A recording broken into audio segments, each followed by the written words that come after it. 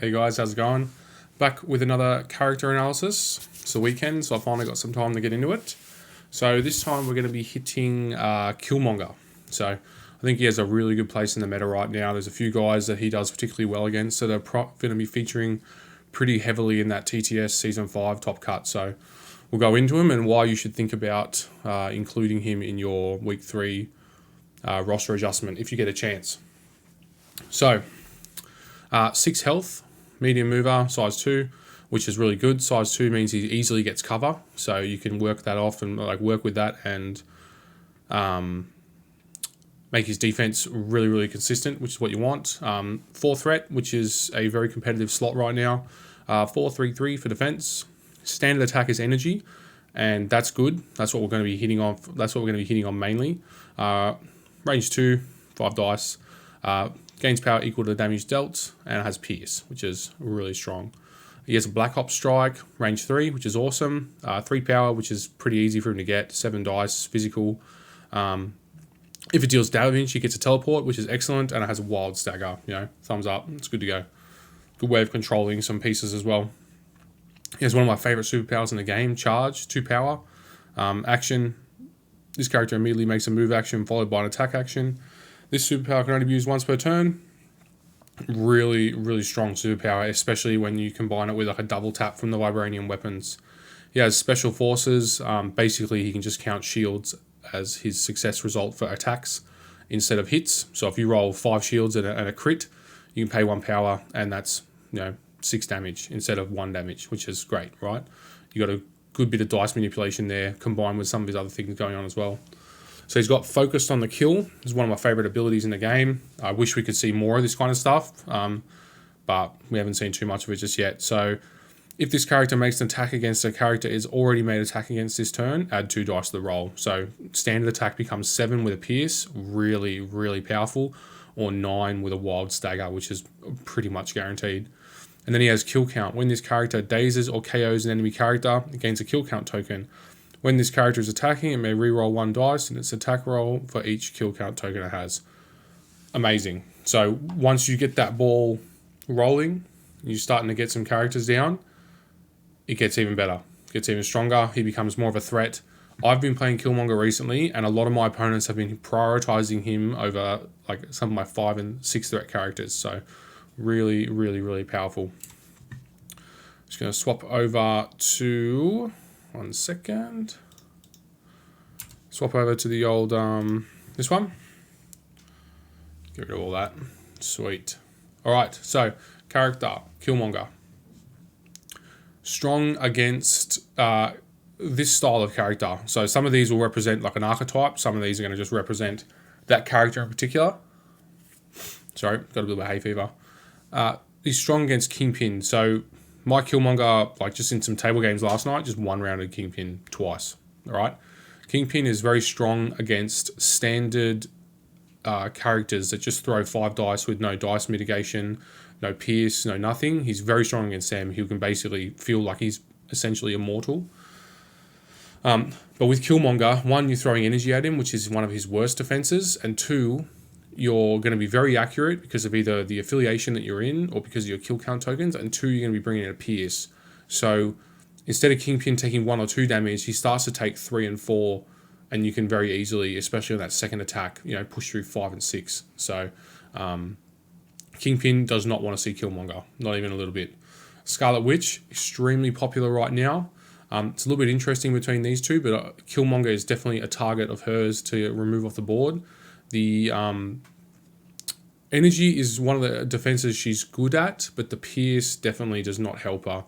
Although the skulls, you can't pierce a skull, so it's an interesting thing between them. But Killmonger's very good at getting to her and double tapping her. He's not too bad on Mystic. He's just got 3 defense, so like it's an interesting thing between these guys. But Scarlet Witch is typically going to be one of the more expensive pieces on the board, so he's going to Killmonger's going to be wanting to hunt for her because he's probably running Usurp the Throne or something like that. But the Pierce basically lets him really just push some serious damage through, especially if he's in Wakanda.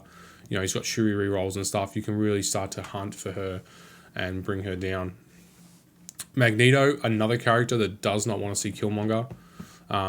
He has to pay to increase his defense against Killmonger every time, so that's already painful, especially if you can catch him with his pants down with no power, which isn't often.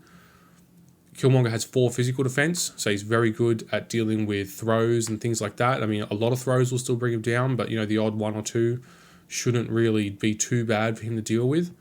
And the energy pierce means he's got a very good chance of pushing through a fair bit of damage on the Magneto. Magneto only has 6 health on his healthy side, so he's a really good target for Usurp the Throne. Next up, we got Carnage. This one's an easy one. Carnage, exceptional against physical attacks. Killmonger's standard attack is energy with pierce. So if you roll a wild, he gets 0. He only has 1 energy defense, so Killmonger can laughably kill Carnage. So if you have your local league or someone's really in love with Carnage and you're just sick of dealing with Carnage, because Carnage is very good, Killmonger, perfect solution, just absolutely smashes him. Next up, we got Miles Morales. This is what I'm talking about when I say he basically represents Web Warriors as a whole here. That's why I put the leader up there. Web Warriors are generally 3 defense across the board, sometimes 4, sometimes 2, depending which character, like Venom, for example. But they get to reroll for their leadership in defense, and they get to reroll with their Spidey senses for most of them.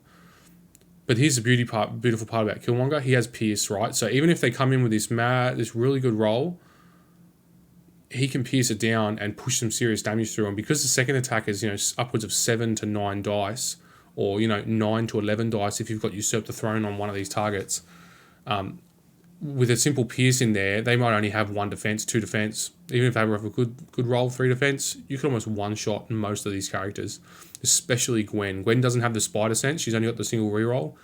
Killmonger, with a simple charge, can essentially remove her in 1 attack sometimes.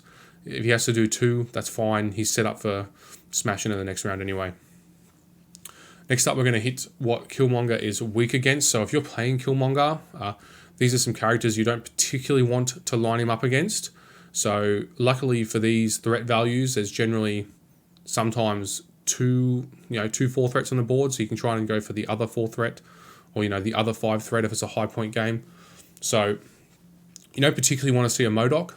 MODOK actually has pretty good energy defense, 3 dice with rerolls, and your blanks, your wilds don't count. They count as blanks. You still pierce, but it doesn't count as a damage, so it's not that great.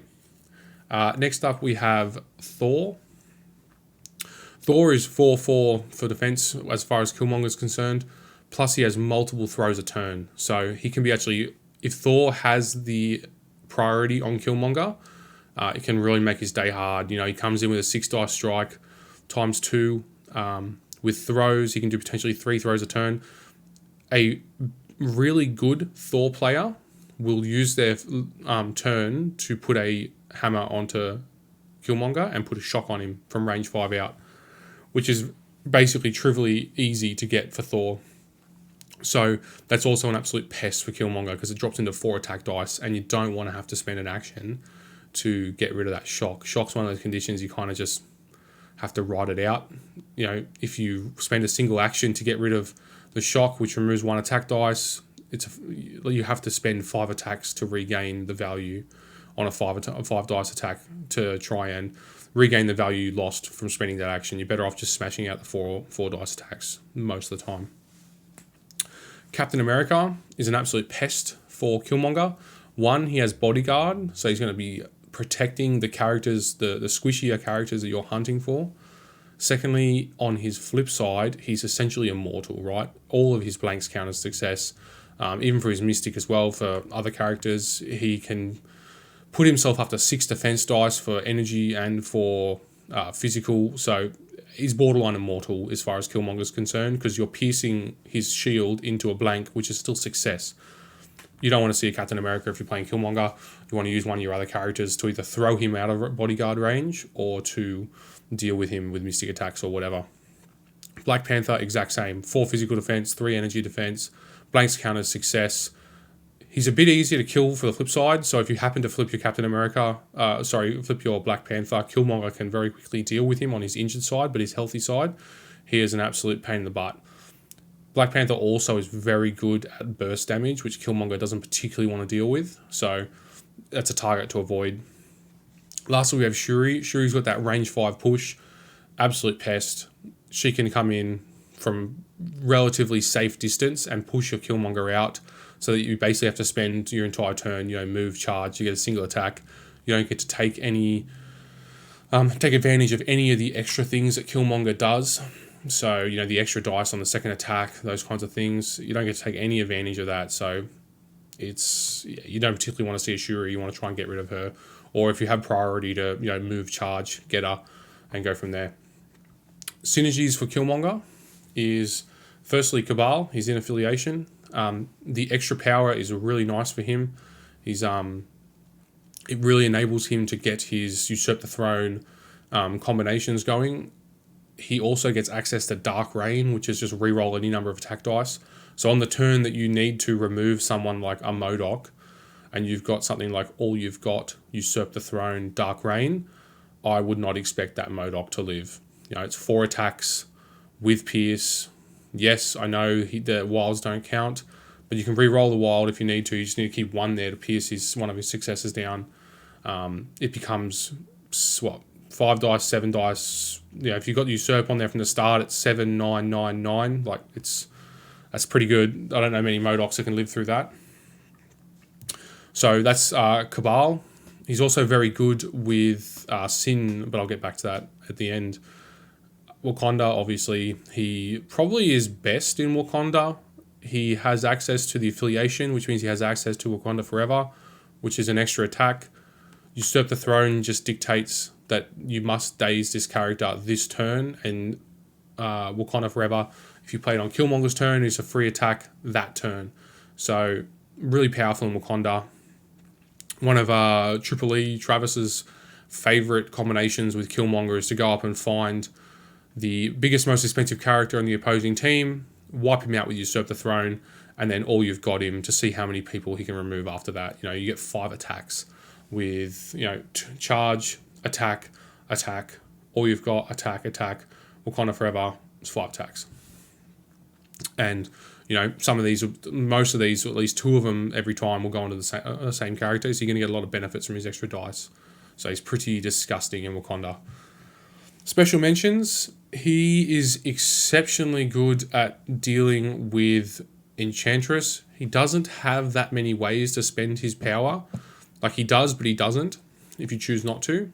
So with the Pierce, he can push through a lot of damage, and then he can easily pay, especially if he's in Cabal, he can easily pay to reduce her defense to 2. And with 2 defense and a Pierce on the opposing side, especially if it's a second attack, so if you attack first, generate a single point of damage is 2 power in Red Skull's leadership. Second attack, you add 2 dice, pay the 2 power, reduce it to 2 defense. You've got 7 dice attack or whatever. Let's say you're doing a Black Ops strike, you got 5 power. That's 9 dice. There's not many Enchantresses that can live through that. He's very good at getting rid of her. Next we have She-Hulk. He's probably like your public enemy number 1 right now. I think for She-Hulk players, as well as like Magneto and things like that, She-Hulk players do not want to see, because, like I said, a Wakanda Killmonger can do 5 attacks in a turn, and most of them are going to be sitting at around the 9 to 11 dice mark. So if you're a She-Hulk player and you see a Killmonger sitting there who is going to be hunting for you because you're a 6th threat character, you're going to see a Usurp the Throne come onto you. You're going to see a charge. You're going to see 5 attacks because of Wakanda Forever and all you've got, as long as the dice go his way, which they will because it's Wakanda. They're basically the best at dice manipulation. You'd be very concerned, right? Because you're trading a healthy Killmonger to completely remove the A-Force leadership and the 6th threat character, and you're doing 20 damage in a turn. And you're doing it from a charge. So if you've got priority, you can just open the turn up with a charge and start this. And there's not much they can do about it. So if you are a She-Hulk player, you do not want to see a Killmonger. Lastly, we have Sin. The Sin Crossbones husband-wife combo is very good for manipulating priority, which Killmonger wants to see. So if you can manipulate priority with double activating characters, if you're 5 wide, you're actually 4 wide because 2 characters activate at the same time.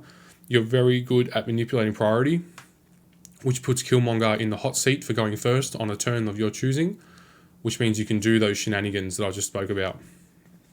Some other things that he wants to see if you're running him. So we have Wakanda Forever. Just make it so you can see it over the camera. Wakanda Forever, it's any number of allied Wakanda characters can pay 1 power to play this card. Each character that pays power may make a 0 cost attack. So he's got a 5 dice energy with a pierce.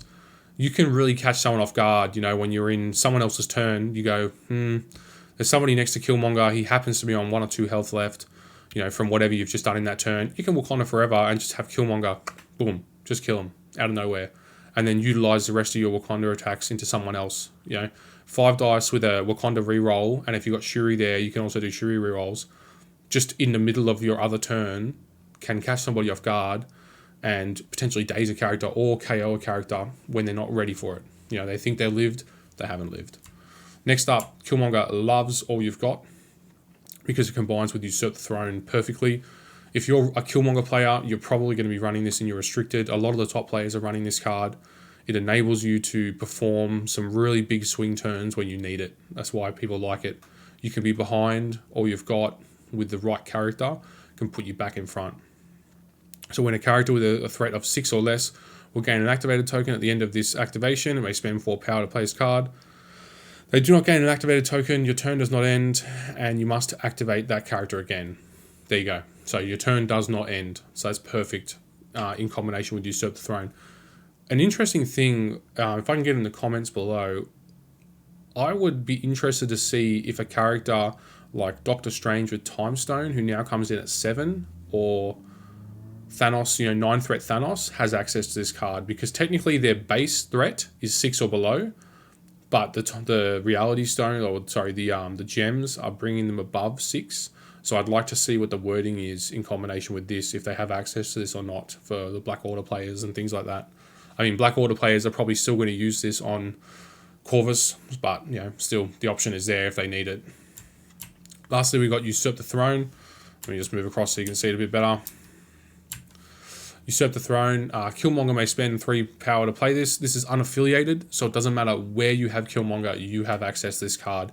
This card is unbelievable because it gives you access to victory points in the middle of the turn and out of sequence, like not from an objective. So you may spend 3 to play this card. This round, Killmonger adds 2 dice to his attack rolls when attacking the chosen enemy with the highest, or the enemy with the highest threat value, so just whoever. If they're tied for threat value, like you have multiple 4 threats and 4's the most they've got, you choose who it is. If Killmonger dazes or KOs that character, you score 2 VPs. So I'll paint a situation for you. Let's say it's 14 all, and whatever, it's round 4, whatever. If you have access to Usurp the Throne, and you start the round with Killmonger and manage to pull this off, the game's over. There's no rest of the turn. There's no access to them getting to play their turn out. As soon as somebody hits 16 VPs, the game's done. So the ability to gain victory points out of sequence can be incredibly powerful, like the old Citizen Extract in Panic Grips, can be incredibly powerful, and he has access to it with just a single tactic card slot. And you can support it with other cards like this. So yeah, that's Killmonger, guys. I'm going to be doing some more later on. I've got some more of these coming out later today. But feel free to comment below if there's any characters you want to see done. I'm just basically picking characters that I think are going to be strong in the meta or have featured heavily in the meta currently. So yeah, let me know what you guys want to see, and I'll see you in the next one. Peace out, guys.